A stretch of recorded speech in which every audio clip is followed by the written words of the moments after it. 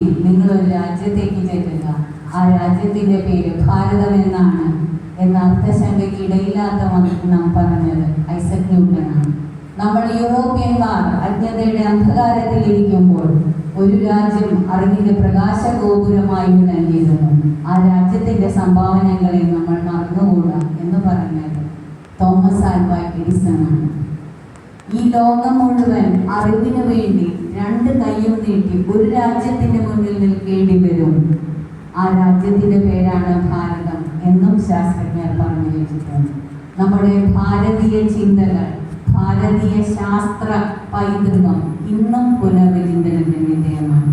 നാം വിചാരിക്കുന്നത് പോലെ മെറ്റലർജിയോ മറ്റ് ആരോഗ്യശാസ്ത്രമാണെങ്കിലും വൈദ്യശാസ്ത്രമാണെങ്കിലും എല്ലാറ്റിനും വളരെ ശക്തമായൊരു പാരമ്പര്യം ഉള്ളതാണ് നമ്മുടെ ഭാരതീയ ചിന്താ സങ്കല്പം എന്നുകൂടെ നിങ്ങളെ ഓർമ്മിപ്പിച്ചുകൊണ്ട് ധാരാളം ഐസക് ന്യൂട്ടന്മാർ നമ്മുടെ കേരളത്തിലും ഭാരതത്തിലും ഉണ്ടാകട്ടെ എന്ന് ആശംസിച്ചുകൊണ്ട് അടുത്ത ശുഭാംശു ശുക്ലയെ നമുക്കിവിടെ നിന്ന് സ്പേസിലേക്ക് പറഞ്ഞയക്കാൻ സാധിക്കട്ടെ, ഒരു തൃശ്ശൂർക്കാരനെ എന്നുകൂടെ നിങ്ങളെ ഉദ്ബോധിപ്പിച്ചുകൊണ്ട് ഞാൻ ഒരു വാക്കിൽ അവസാനിക്കുന്നു.